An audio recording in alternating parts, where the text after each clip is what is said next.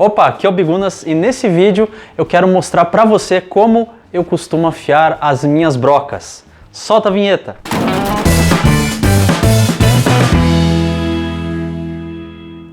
Antes da afiação eu quero mostrar pra você algumas regrinhas que eu sempre procuro respeitar na hora que eu vou fazer a afiação das minhas brocas. A primeira delas é com relação a essa linha aqui, que é a aresta transversal. Esse ponto mais alto da broca que a gente tem aqui, olhando dessa forma. Essa linha aqui, essa aresta, ela precisa estar exatamente dividida no centro em relação às superfícies de folga laterais. Então, se você colocar um paquímetro do centro a esse plano e do centro a esse plano, ele precisa dar exatamente a mesma medida. Se esse centro aqui estiver deslocado, digamos que ele esteja mais para cá, mais para lá, vai acontecer de você fazer uma furação e a broca ficar girando e oscilando dessa forma aqui.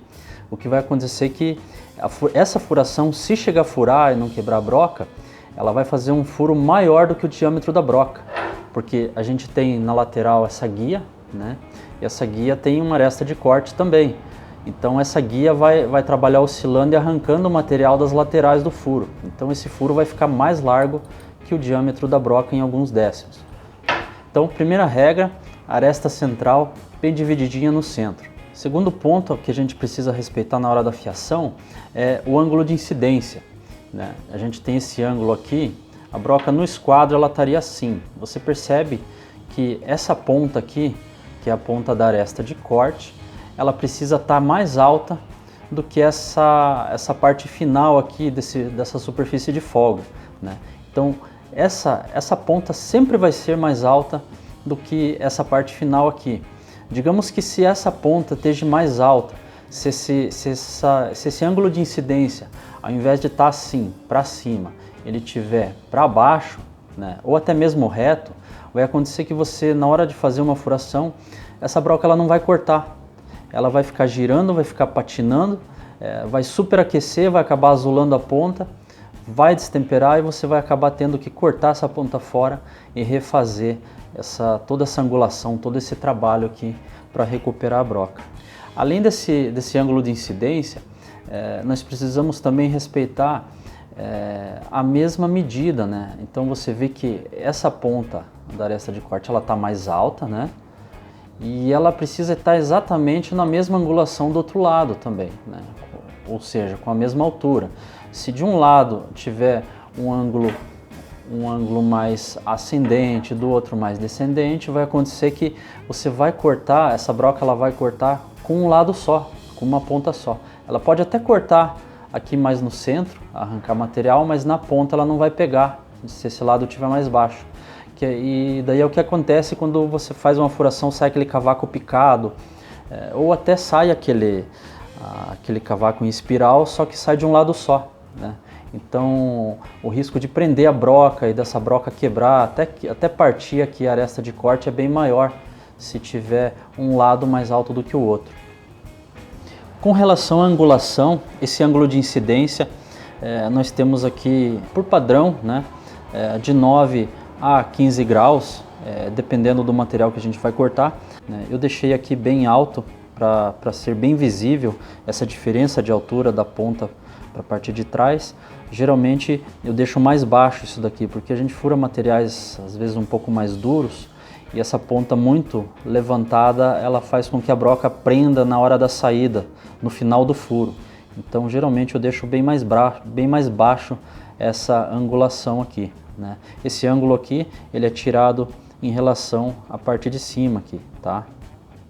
E o ângulo da ponta de broca, né, se nós traçarmos duas linhas, digamos, dessa forma aqui, né, e traçarmos aqui um arco, esse arco aqui, ele vai ter, digamos assim, por padrão, 118 graus. É um padrão que a maioria das brocas vem de fábrica, né, você compra ela já com essa angulação, a maioria delas, mas que não é um padrão obrigatório, tá? Essa inclinação aqui também depende do material que vai ser cortado. Eu uso como regra que quanto mais duro o material, maior essa angulação, né? Podendo chegar a 120, 130 graus. Quanto mais mole o material, digamos um alumínio, um latão, né, eu vou deixar menor essa angulação, né, mais aguda essa ponta mais alta, né. Mas isso não é regra, depende do que a gente vai furar. Às vezes eu furo material mole assim mesmo, né.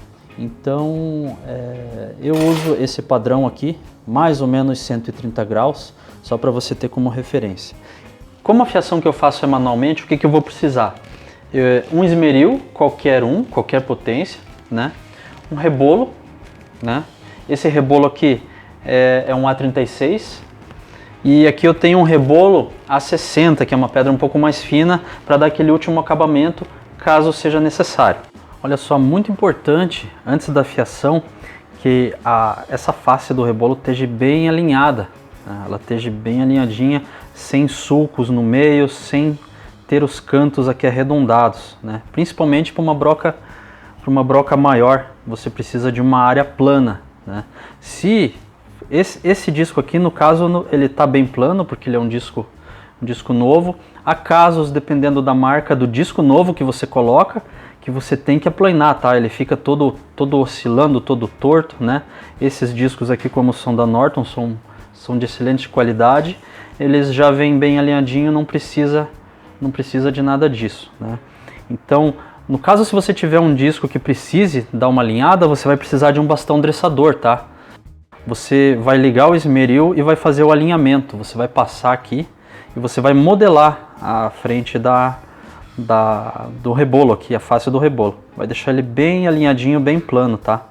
Bom, aqui para mostrar como eu faço a fiação, eu também vou usar essa broca de 20 milímetros. Mas o que eu vou mostrar nessa broca aqui, ela vale tanto para uma de 8, como para uma de 4, de 3, de 2, de 10. Né? Eu vou mostrar como eu faço nessa maior, porque fica melhor para vocês visualizarem aqui os ângulos que eu vou fazer aqui, certo? Bom, primeira coisa, eu preciso posicionar a minha broca aqui, né? Aqui eu tenho uma plataforma, né, de guia aqui do esmeril. Eu colei uma fita amarela e fiz alguns riscos com um ângulo de 59 graus, que é metade de 118, né? Então, por exemplo, se eu estou com a minha broca aqui, eu vou alinhar ela com esses riscos que eu fiz em paralelo aqui, em paralelo com a linha da broca. Para mim tocar a broca no esmeril, esse ângulo da aresta de corte aqui, eu vou deixar ela exatamente na horizontal em relação ao rebolo. Nem assim, nem assim, mas assim, na horizontal, né, em relação ao rebolo. Bom, aqui eu vou tocar aqui, eu vou inclinar um pouquinho a broca aqui, né? Veja, aqui ela está bem na horizontal, eu vou inclinar um pouquinho, vou levantar um pouquinho, vou tocar e vou fazer esse movimento aqui, ó, e saio. Faço esse movimento e saio. Note que eu dou uma leve giradinha, olha só. Eu toquei, levantei e saio. Toco, levanto e saio. Uma girada de leve. Essa girada aqui precisa? Não, dá para afiar só fazendo esse movimento aqui. Essa daqui seria mais uma fiação mais próxima do que vem do fabricante. Essa giradinha aqui, dá essa giradinha e sai. Só que tem um problema, se você girar demais, você vai acabar tocando essa parte do fio aqui, a ponta da aresta transversal aqui, vai tirar esse fio aqui, você vai ter problema na hora do começo do fio, né? Então é bem sutil, né? É até melhor que não faça. Isso aqui é uma técnica que leva um tempinho para você pegar. Então é isso daqui, ó. Toquei, saí. Umas 2 vezes cada lado, né? Toquei, saí. Toquei, saí. Esse meu dedo tá sempre dentro do canal, ó. Eu faço a fiação aqui. Essa minha mão não mexe, ó. Ela tá apoiada aqui, ó, na mesinha. Então ela me serve de suporte, de alavanca, olha só. Faço o trabalho aqui, tiro a broca, encaixo o dedo, faço do outro lado. Essa mão aqui não mexe, ela fica parada. Então eu vou afiar para valer agora. Muito importante o uso de óculos nessa operação, tá? Porque aqui o rebolo ele solta faísca, então se uma faísca dessa pega no olho, machuca mesmo, viu? Então óculos é indispensável nessa operação de afiação de broca, tá?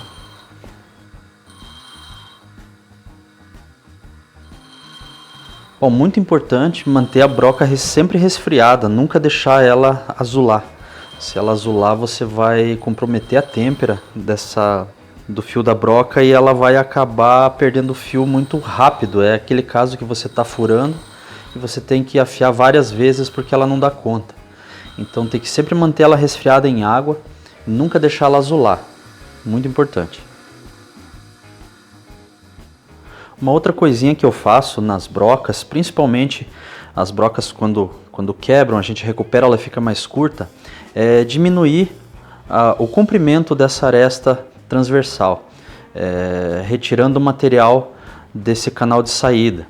Então a gente retira isso aqui para facilitar um começo de furo, um início de furo para uma broca. Uma broca maior que vai fazer refuração, já não precisa você retirar, fazer esse trabalho de diminuição da aresta transversal.